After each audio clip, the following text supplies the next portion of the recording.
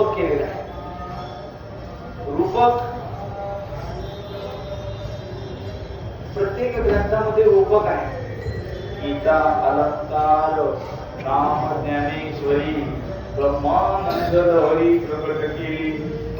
गीतेचा अलंकार म्हणजे ज्ञानेश्वरी आहे. ठीक आहे. अलंकार, उपमा, उत्प्रेक्षा हे व्याकरणातील शब्द आहे.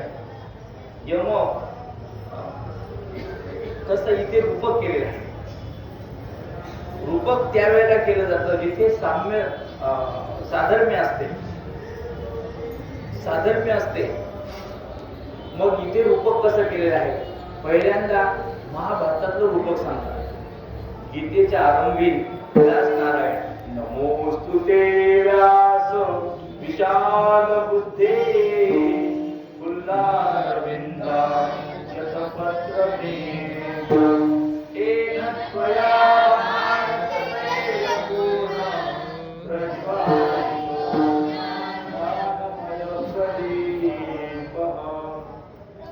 व्यास नारायण कृष्ण द्वैपायन. व्यासांच्या बुद्धीचं वर्णन काय करावं?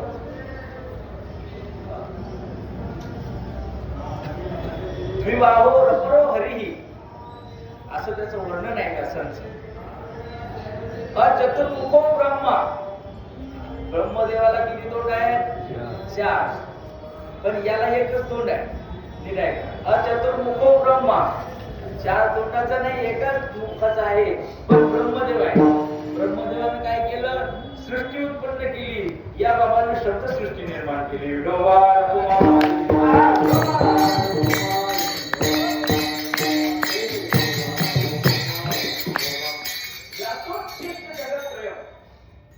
माझ्या पदरच आहे. ज्ञानेश्वर महाराज म्हणतात की जेवढं शास्त्र आहे, जेवढं ज्ञान आहे, हे सगळं व्यासाचं उष्ट आहे. व्यासोच्छिष्ट जगत्रय म्हणजे सगळी शब्दसृष्टी व्यासाने तयार केली. म्हणून अचतुर्मुखो ब्रह्मा. ब्रह्मदेवाला 4 तोंड सांगितले. या महापुरुषाला एकच आहे, पण ब्रह्मदेवासारखं काम आहे.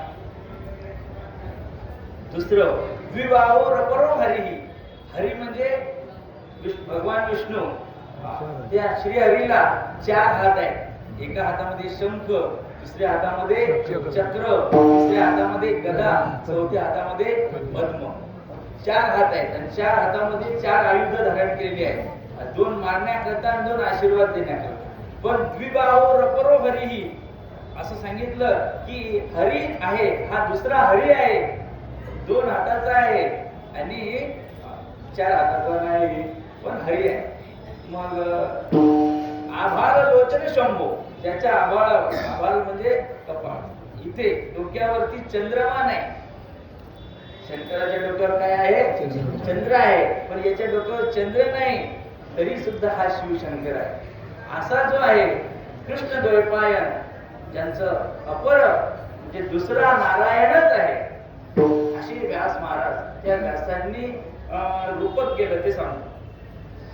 भीष्म द्रोण तथा जयद्रथजना गांधारी लोकदा शल्यग्राहवती रूपेण वहनी कर्णेन मीनात्वा अश्वत्थामा विकर्ण घोर मकरा दुर्योधनावस्तिनी सोत्तीर्णा खलुपाण्डवैरणनदी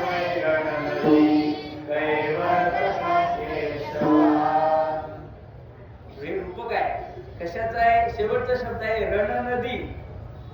ही नदी कोणती सांगितली? अभंगात संपवू सलिल भव नदी.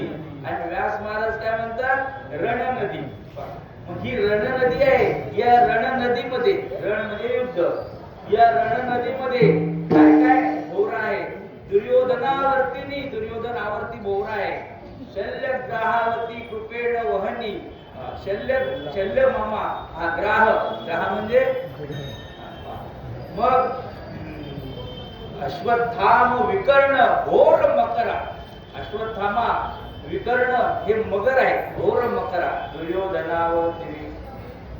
त्याच्या अगोदर सांगितलं भीष्म द्रोण तटा. भीष्म आणि द्रोण हे 2 तट आहेत. भीष्म द्रोण तटा जयद्रथ जना गांधारणी लोटपला निलोत्पला कमळ. लक्षात घ्या. मग हे सगळं रूपक आहे रण नदीचं महाभारतात. इथे बाबांनी कोणती नदी सांगितली? भव नदी सांगितली. या भव नदीमध्ये सुद्धा काय काय आहेत? धाव धाव पंढरी जाया निधरो निहार भव नदी पार करी नको पाहू बांध. ही भव नदी आहे. या भव नदीत काय काय पुढे सांगतात? काम क्रोध मद दंभ असूया मगरी. या मगरी आहेत. मातल्या द्वेष अभिमानाच्या उकळीवरील वाळल्या प्रमाद संचरती महामीन मोकळ्या धाव घाली दिनानाथा हे आधार भागल्या. नीट आहे का? भीष्म द्रोण तथा ही रणनदी आहे. याच्यामध्ये शेवटचा शब्द आहे कैवर्तक केशवाहा. यातून तरुण जायचं असेल तर केशवाचा हात धरा. कैवर्तक केशव म्हणजे भगवान कृष्ण. इथे सुद्धा सांगितलं काय? धाव घाली दीनानाथा देई आधार. देव आधार देतो. कसा देतो? तर दोन्ही आपल्या हाताने आपले बाहू दंड धरतो आणि धरून या बाहू भव हा तारी राहणार. काय सांगितलं तुकाराम महाराजांनी की देवा तू धावून ये आणि माझी बाही धर आणि या भाऊ साधन आम्हाला तारून ये. म्हणजे इथे साधन इथे परमात्म्याच्या योगानं तर परमात्म्याच्या भक्तीच्या साधनेनं या ठिकाणी देवाला आलोयचं आहे. गोवार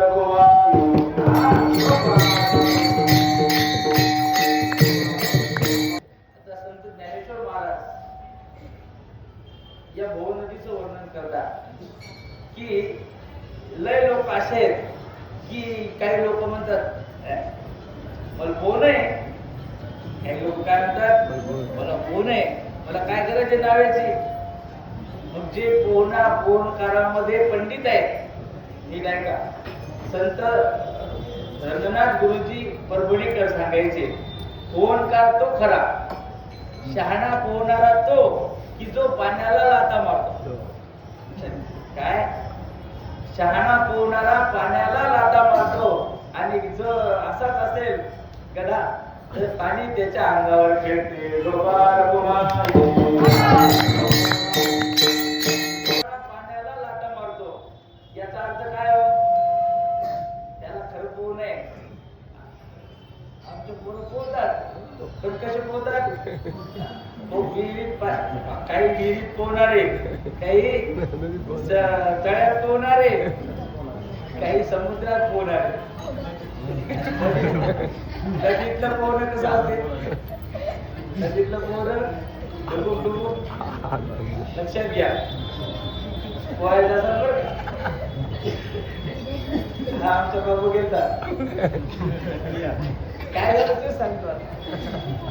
जे सगळ्यात मोठा या आणि मी पोहायला जातो मला जसा गेला तसा त्याचा दगडावरून पाय घसरला पटकन पडला टाकत. जे ज्ञानेश्वर महाराज म्हणतात बरं का स्वयंबुद्धीच्या बळावर मला कोण आहे. स्वयंबुद्धीच्या बळावर जे या नदीत उतरले ते मदमिनाच्या हरी सगळे जिंकले. ज्ञानेश्वर महाराज म्हणतात ते कामाच्या कासे लागले. कामाच्या काशीला लागले म्हणजे कामानं त्याला खाऊन टाकलं. मग कामानं खाऊन टाकलं. मग बुद्धिबळानं जे नदीत उतरले ते मदमिनाच्या हानी गिळल्या गेले. काही स्वयं मला सगळं काही ज्ञात आहे असं म्हणून ज्यांनी उडी मारली ते कामाच्या काशी लागले. ते गेले वाया गेले म्हणले. मग त्यांना चिंता आहे. त्यांना वार्धक्य कसं होतं कसं झालं या सगळ्या याच्यामध्ये तो चिखलामध्ये गुंतून त्यात मरून जातो. जे कामाच्या नादी लागले ते वाया गेले. मग असे पोहणारे जे आहेत त्या पोहणाराची एक कथाच आहे. ज्ञानेश्वर महाराजांनी सुंदर वर्णन केलं की ते खडकावर जाऊन आदळतात. टकरा मारतात आणि आपलं डोकं त्या ठिकाणी फोडून घेतात.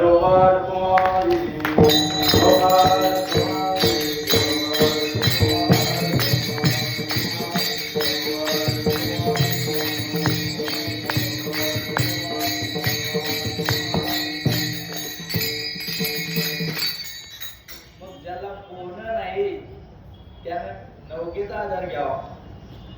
ज्ञानेश्वर महाराज म्हणतात की त्याला कैवर्तक केशवा, केशव त्यानं भक्ती रूपी नौकेचा आधार घ्यायला पाहिजे.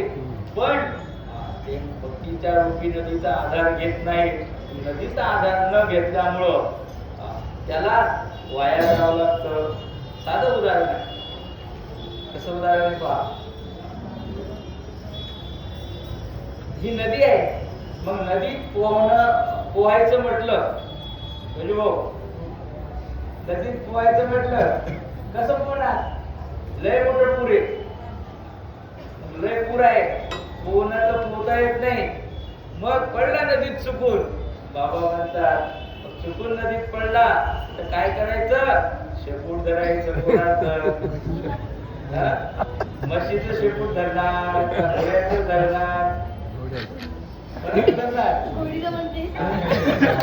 घोड्याचं शेपूट धरलं तर ते लाथा मारतो, आहे की नाही? म्हणजे म्हशीचं शेपूट धरतो, म्हशीला पाणी जास्त आवडते, म्हैस पाण्यातच बसून राहते, तिला लय मस्त वाटते. अंगावर पाणी गेलं की किती पूर असू द्या, म्हैस अंग सोडून देते. शहाण्या माणसाला पुरात पडला, पूर्ण नसेल तर काय करा?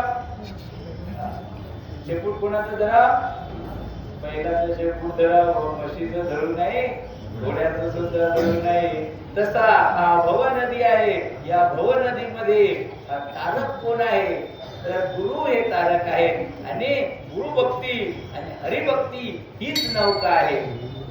सांगड बांधारे भक्तीची, नारायण नामाची, संस्कृती भोवरा फिरतसे गरगरा. हे संस्कृती चक्र आहे. संस्कृती चक्र म्हणजे पुनरपि जननम पुनरपि मरणम, ही संस्कृती चक्र आहे. ही संस्कृती भोवऱ्यामध्ये गरगर गरगर गरगर फिरायला लागला. आता हे गरगर फिरणं पहा. गरगर फिरण्यात दुसरं रूपक महाराजांनी केलं की जात्यात दाणे पडतात. ऐका, जात्यात दाणे पडतात, मग सगळ्या दाण्याचं पीठ होते. जात्यात पडलेल्या दाण्याचं पीठच होते. एकही दाणा वाचत नाही. काही वाचतात. आपलं पीठ होऊ नये म्हणून काही दाण्यांनी आतमध्ये खुंटा असतो लोखंडाचं. आता जातच राहिलं नाही. आता जात राहिलं नाही. पूर्वीच्या काळी दळण पहाटे उठून मौल्या दळण दळायच्या आणि दळण दळायच्या, सगळ्या अंगाचा व्यायाम व्हायचा. आता जातच राहिलं नाही, दवाखाने वाढले, आहे की नाही? मग जात्याचा विषय असा आहे की त्याच्या आत असा खुंटा असतो. मग त्या खुंट्याला धरून जे दाणे राहिले ते दाणे तसेच राहते. जात जेव्हा उघडल्या जाते, मग टाकायच्या वेळेला जात्याला पीठ लागू लागू चोपडं होते, दळण पडत नाही, पीठ पडत नाही. तेव्हा मग बेसन पहिलं चोपडा असते, बेसन दळायचं असते. त्यावेळेला ते खोलून त्याला स्वच्छ घासून नंतर भटावला. मग त्यावेळेला दाणे सापडतात. मग सगळ्या दाण्याचं पीठ होते का? होते. फक्त तेच दाणे वाचतात ज्यांनी खुंट्याला धरून राहिले. बाबा म्हणतात की या संस्कृती, या फिरणाऱ्या जात्यामध्ये त्याच जात्याचं पीठ होत नाही, दाण्याचं पीठ होत नाही. ज्यानं खुंट्याचा आधार घेतला, तसा ज्या महापुरुषानं, ज्या बुद्धिवंतानं परमात्म्याचा आश्रय केला, भगवंतात गुरु भक्ती केली, अर्थात भक्ती रूपी सांगड त्याने सांगडीचा अंगीकार केला, ती सांगड कमरेला बांधली. मग कशी पाणी असू द्या, खोलवर असू द्या, वाहता असू द्या, तो त्या सांगडीमुळे बुडणार नाही.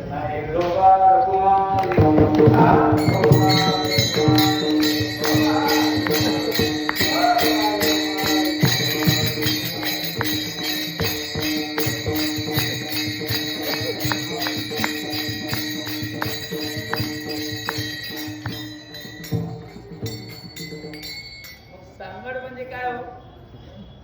हे आमचे मुलं पोहत जातात. आमच्या इथे आमचा हाऊस बांधला होता. कशाचा हाऊस होता तो? कशाचं टाकलं होतं? एवढं मोठं टाकू बांधलं, 8 बाय 10 8x10चं टाकं होतं, खोल होतं असं एवढं. मग त्यात भरलं पाणी. मग पोरा एवढाले पोरं आमचे त्यांनी सकाळी 4 वाजता उठायचे. 4 वाजता उठ म्हणल्याने उठत नव्हते. पोहण्याच्या नादात सकाळी 4 वाजता उठायचे, सने वाजायच्या आधी, आणि रात्री दोरी आणि कॅनीला पक्क झाकण लावायचे. म्हटलं बाबा हे कशासाठी रे? ते म्हणजे ते आमचं सकाळी पोहायचं. कॅन बांधली कमरेला. मग एवढूसा पोरगा तरी त्यात उतरला तरी बुडणार. शहाणा माणूस कमरेला सांगड बांधतो. लक्षात घ्या, सांगड बांधारी भक्तीची, आणि भक्तीची सांगड बांधून आम्ही देवाला आळवू, मग काय होईल? संपवू सलील भवनदी.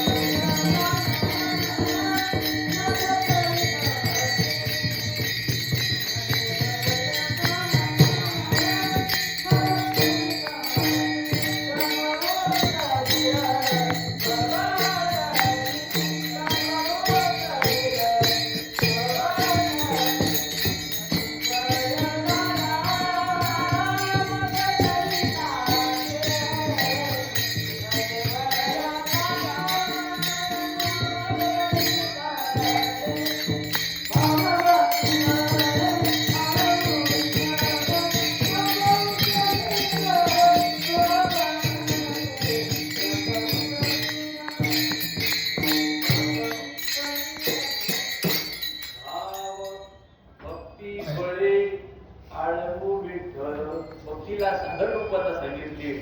भक्तीची सागर म्हणा, नौका म्हणा, या भक्ती रूपी नौकेमध्ये तुम्ही बसला तर काय होईल? संपो सलील भवनदी. या भवनदीचं पाणी काय करणार नाही. भगवान सांगतात, जे सर्व भावे मज बदले, दया ऐल कळीच सरले, माया जळ. त्याला ते माया रूपी पाणी काही नाही. मग तुम्हाला निर्धोक म्हणजे बिनधास्त. निर्धोक म्हणा, बिनधास्त म्हणा एकच शब्द आहे. बिनधास्त निसंकोचपणानं तुम्ही माझ्याकडे या. देव म्हणतो निसंकोचपणे या. काय होईल? तर तुम्ही माझ्याकडे जर आला तर तुम्हाला या भवनदीचं पाणी माझ्या कमरे इतकंच आहे. इकडे तिकडे जर पाहिलं तर मग काही सांगता येत नाही का? भगवान म्हणतो भव सिंधू नसे काही, ऐसी उगवितो बाही. ही भवनदी करून जायची असेल तर नावेचा आश्रय करा. नाव कोणती हो? तर बाबा म्हणतात भक्ती. या भक्ती रूपी नौकेचा आधार घ्या. भक्ती कशी असते? मोक्ष साधन सामग्र्य भक्ती रेव गरीयसी. गरी म्हणजे श्रेष्ठ. लक्षात घ्या, गरिमा, गरीयता म्हणजे सगळ्यात श्रेष्ठ साधन जर कोणतं असेल मोक्षासाठी तर भक्ती आहे. बाबांनी सांगितलं अभंगगाथेमध्ये, आजच पारायणात आपण लिहून गेला, भक्ती पासी मुक्ती जाणे हे निश्चित. भक्तीर विरक्तीर भगवत प्रबोधा असं श्रुती सांगते. मग भक्ती विण मुक्ती नाही हा सिद्धांत. भक्तीला फार महत्व आहे. मग नुसतं भक्ती म्हणून चालत नाही. भक्ती म्हणजे ऐक्य. भक्ती म्हणजे एकरूपता. कशाची एकरूपता हो? मनाची एकरूपता, बुद्धीची एकरूपता. लक्षात घ्या, आत्मिक ऐक्य, मानसिक ऐक्य बौद्धिक ऐक्य, शारीरिक ऐक्य. मी थोडस उलट सांगितलं. पहिलं शारीरिक, मानसिक, बौद्धिक आणि आत्मिक असे 4 ऐक्य आहेत. मग हे एकरूपता होणं याचं नाव आहे भक्ती. आणि मनामध्ये भेद असणं याचं नाव अभक्त. म्हणून माणसानं काय व्हावं? विभक्त राहू नये, तर माणसानं भक्त व्हावं. मग भक्त कोण, अभक्त कोण, विभक्त कोण, हे महत्वाचं आहे. मग भक्ती कोणी केली? भक्ती करणारा, लक्षात घ्या, साखरेने जिलेबी आणि साखर याचं तुम्ही चिंतन करा. जिलेबी म्हणजे काय हो? बेसनाची वडी, वडीच न ती तेलामध्ये तळली, ती जर तुमच्या हातात दिली तुम्ही खाणार नाही, कारण ती गोड नाही. लक्षात घ्या, बेसन ती जिलेबीची वडी आहे, पण तिच्या मैदा हा मैदा मग मैद्याची वडी तळली, तिला तुम्ही जिलेबी म्हणणार. जिलेबी तेव्हा म्हणाल जेव्हा तिला साखरेच्या पाकात बुडवलं. नीट आहे का? आता साखरेच्या पाकात बुडवल्यानंतर ती साखर त्या जिलेबी मध्ये इतकी एकरूप झाली की आता त्यातली साखर बाजूला काढता येत नाही. साखर बाजूला काढता येत नाही. म्हणजे साखर वेगळी, जिलेबीची वडी वेगळी द्या, जमेल का हो? नाही.